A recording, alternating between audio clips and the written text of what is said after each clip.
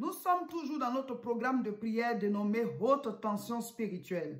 C'est sur 2 mois. Nous avons commencé depuis le 1er décembre et nous allons jusqu'au 31 janvier.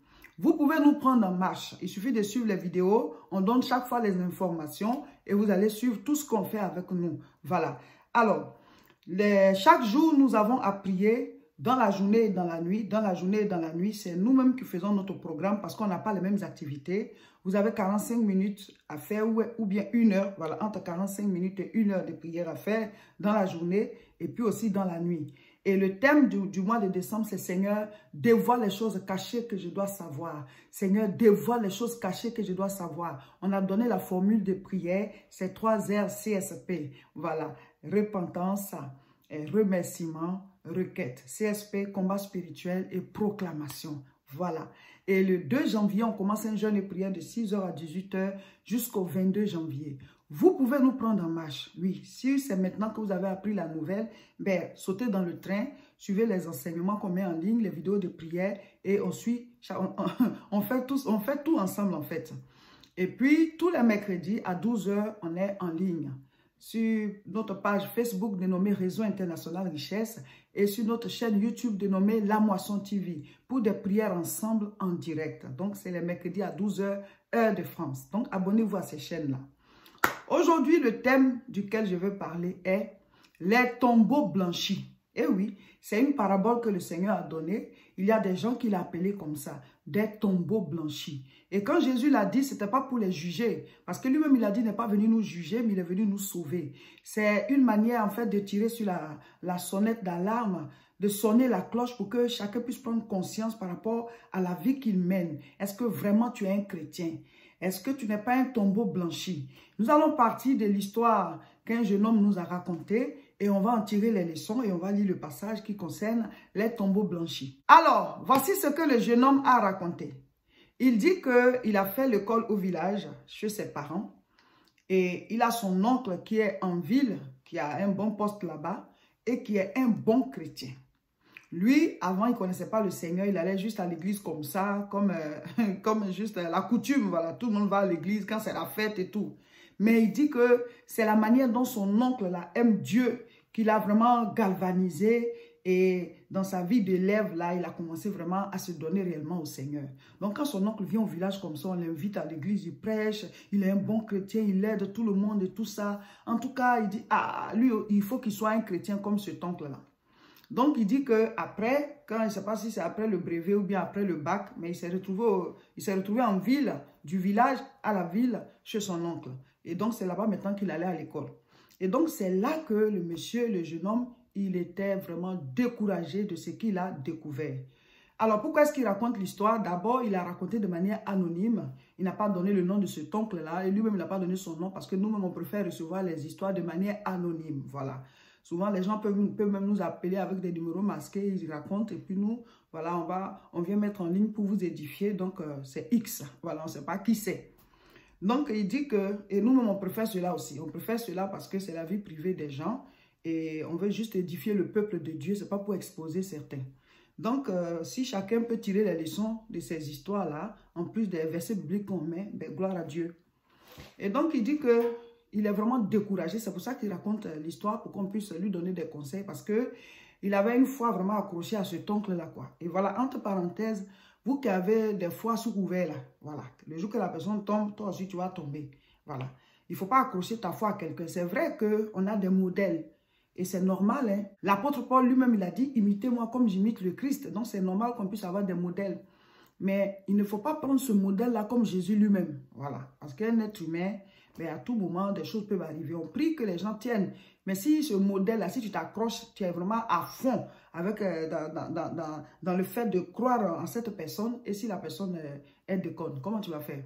Donc, lui, c'était son cas. Il était vraiment à fond dans la confiance qu'il avait en cet oncle-là. Il dit, ça, c'est un vrai chrétien même. C'est un bon chrétien. Et donc, il dit que il a été très, très, très déçu de constater certaines choses quand il est venu habiter chez son oncle. D'abord, la première chose qu'il a constatée, c'est que la femme de son oncle est malheureuse. Cette femme est malheureuse. Il dit qu'il y a des choses qui se passent à la maison et elle n'a pas le droit de parler, elle n'a pas le droit aussi d'expliquer cela à qui que ce soit. En tout cas, elle reçoit des menaces régulièrement. Ce n'est pas qu'il la frappe, mais il lui dit, ne raconte à personne ce qui se passe et tout.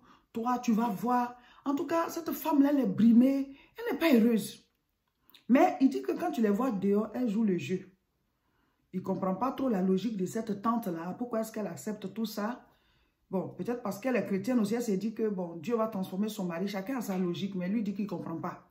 Parce que son oncle-là, ce n'est pas qu'il la frappe, mais il est très, très méchant envers elle. Il a une double vie. Il est difficile à vivre. Quand il est à la maison, c'est comme une autre personne carrément. Le gars, il est assis dans son coin là-bas. Sa femme est ici. Elle vient déposer le repas. Mais quand ils doivent sortir là, allez, tout change. Il va monter comme s'il est bien. Les deux vont à l'église. Devant les gens, si elle lui pose une question, il répond bien. Mais à la maison, quand elle lui pose une question, de toute façon, il la renvoie là. De toute façon, il lui parle là. Et de la même manière aussi, il fait avec ses enfants. Les enfants ne sont pas collés à lui. Mais il dit que quand il vient au village comme ça, là, tous les neveux, les nièces, c'est le tonton gentil, le tonton gâteau. Tout le monde est content, on est accroché à lui. Mais il ne peut pas imaginer qu'il soit comme ça avec ses propres enfants, mais ce n'est pas possible. Mais le frère, il tombe des nues, il dit, mais c'est quoi ça? Donc, finalement, il se demande si Dieu même existe. Il dit, mais c'est lui-même celui qui vient, il prêche, il nous parle de Dieu et tout ça. S'il est comme ça, là, vraiment, on ne sait plus si ça en vaut la peine de se donner à Dieu. Hein? C'est comme ça que lui voit la chose. C'est comme ça qu'il explique la chose. Donc, le frère, il est découragé. C'est pour ça qu'il a expliqué l'histoire pour qu'on puisse lui donner des conseils parce qu'il se demande même si Dieu existe à voir la vie de cet oncle. Et donc, il dit, là où il est venu maintenant en ville, là, ils vont à l'église ensemble, ils montent dans la voiture de tonton, ils vont à l'église. Arrivé au culte, c'est le tonton responsable dans l'église. Le pasteur a confiance en lui, on lui confie des rôles, il fait ci, il fait ça. Mais dans le fond, il est très difficile à vivre. Il dit même qu'il soupçonne son oncle d'avoir des relations extra-conjugales. Et il sait que sa tante le sait. Mais elle fait des efforts, elle prie beaucoup. Il dit que c'est une femme qui prie beaucoup, elle encaisse beaucoup. Il sait qu'elle sait beaucoup de choses. Mais vraiment, c'est lui qui est déçu, quoi. Et les enfants aussi ne sont pas très attachés à leur père, tout le temps avec leur maman et tout. Mais à l'église, c'est le bon chrétien. Voilà, chers frères et sœurs, ce n'est pas pour juger cet oncle-là, mais je prends cette histoire pour illustrer le titre de cette vidéo. Tombeau blanchi. C'est Jésus-Christ qui a appelé certains religieux comme ça, les pharisiens, les scribes. Et nous allons lire Matthieu chapitre 23. Je lis à partir du verset 27. Malheur à vous, scribes et pharisiens hypocrites, parce que vous ressemblez à des sépulcres blanchis qui paraissent beaux au dehors et qui au dedans sont pleins d'ossements, de morts et de toute espèce d'impureté. Il dit au verset 28, vous de même au dehors, vous paraissez juste aux hommes, mais au dedans, vous êtes plein d'hypocrisie et d'iniquité. Voilà. Donc Jésus, il est en train de montrer un exemple. Alors les tombeaux, les tombes, on les connaît tous. C'est là où on enterre, voilà, quand on est décédé, on enterre la personne là-bas, on ferme et tout, on cimente et la personne, voilà, se décompose à l'intérieur. C'est pas joli à voir, c'est la fin de la vie, c'est horrible. C'est pour cela que ça se fait à l'abri des regards. La personne est enterrée parce que c'est une personne qui avait de la famille et tout. Donc, on ne peut pas regarder ça comme ça. Et ce ne serait pas bon aussi pour ceux qui sont en vie et au niveau mental qu'au niveau aussi de leur santé. Donc, on enterre les personnes. Mais le Seigneur prend l'image de cela pour pouvoir comparer, c'est-à-dire il compare cela à certains religieux, à certaines personnes qui disent qu'elles sont chrétiennes, mais qui au fond ne sont pas réellement chrétiennes. Alors c'est le cas par exemple de cet oncle. Il a montré au village qu'il est bon chrétien. Il montre à l'église qu'il est bon chrétien. Mais c'est ceux qui sont dans sa maison en fait, qui savent qui il est vraiment. Et ce neveu qui de loin l'a apprécié, qui a eu envie d'être chrétien à cause de lui, qui a été attiré par les choses de Dieu à cause de lui, qui vient maintenant habiter chez lui et qui découvre que vraiment le jeune, il est malheureux. Il se demande si Dieu existe, si tout ce que l'oncle lui a présenté, parce qu'il vient au village, il leur parle de Dieu. C'est lui qui prêche à l'église, dans la jeune église du village là. Voilà, c'est lui qu'on invite pour prêcher et tout ça. Quand il vient, tout le monde est content. Donc on lui donne la parole, il prêche. Donc il dit que cet oncle qu'il a vu vraiment comme un chrétien idéal là, il est déçu aujourd'hui de découvrir tout ça. Donc c'est comme si on avait ouvert un peu le tombeau là, pour voir ce qui est dedans. Le jeune, c'est comme si il a ouvert, on a enlevé le couvercle, on a enlevé l'ouverture, la fermeture. Donc, il y a une ouverture maintenant. On voit dans le tombeau ce qui est dedans. Donc, Jésus dit, quand tu vois le tombeau dehors là, c'est bien cimenté, ou bien il y a même on met les carreaux, tout ça. C'est joli, hein, mais ce qui est dedans là, ce sont des ossements, la pourriture. On montre aux yeux des gens qu'on est de bons chrétiens, mais quand vraiment on nous fréquente, on se rend compte que c'est même pas juste des petits péchés, mais des choses graves. De la pourriture même, de l'abomination. Il y a des gens même qui font des choses. La Bible dit, il est honteux de dire ce qu'ils font dans le secret. Mais devant tout le monde, ils se montrent comme de bons chrétiens. Ils se montrent comme des gens bien et tout ça. C'est cela que la Bible appelle les tombeaux blanchis.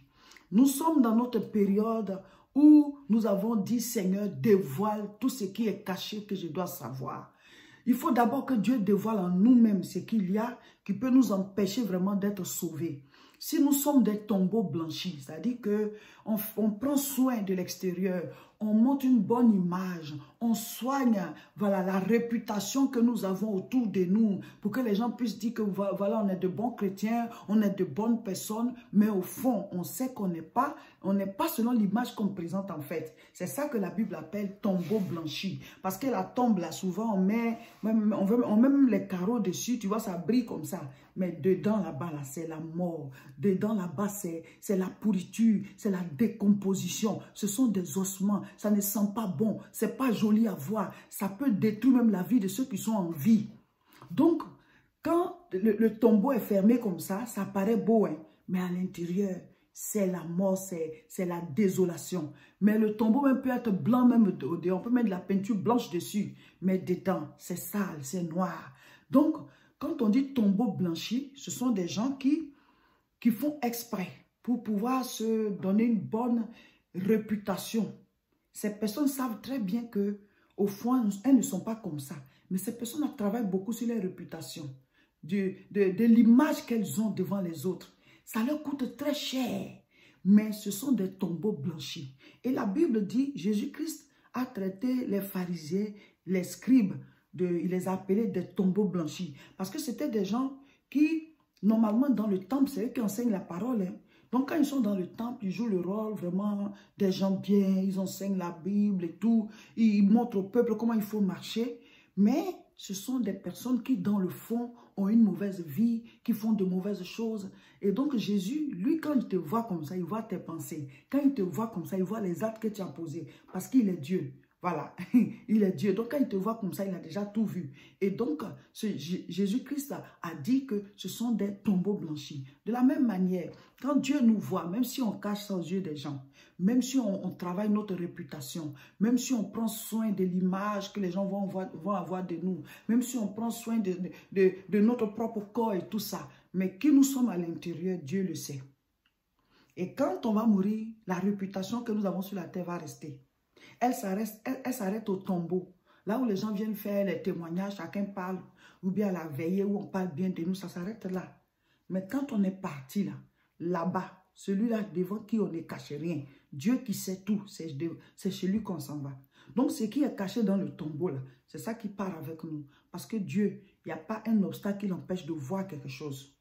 Mes frères, mes soeurs, nous sommes dans la période où on dit, Seigneur, dévoile les choses cachées que je dois savoir.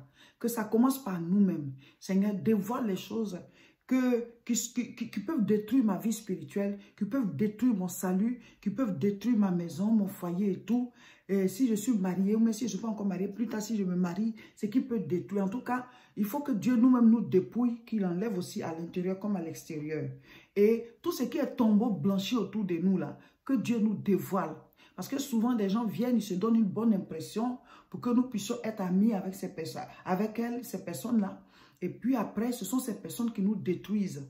Disons au Seigneur, dévoile tout tombeau blanchi autour de moi. dévoile tout tombeau blanchi autour de moi. Quand le Seigneur dévoile les tombeaux blanchis autour de nous, c'est pour que nous sachions comment nous comporter, comment marcher, comment vivre. Tout ça parce qu'il y a des choses que nous, on ne voit pas, mais que Dieu voit. Donc, c'est lui seul qui peut nous le dire. N'oubliez pas, nous avons repris les cultes à Tourcoing. C'est tous les dimanches à 10 h. L'adresse est 48 rue Saint-Omer, 59 200 Tourcoing, de 10 h à 11 h 45. Rejoignez-nous. Abonnez-vous et partagez cette vidéo.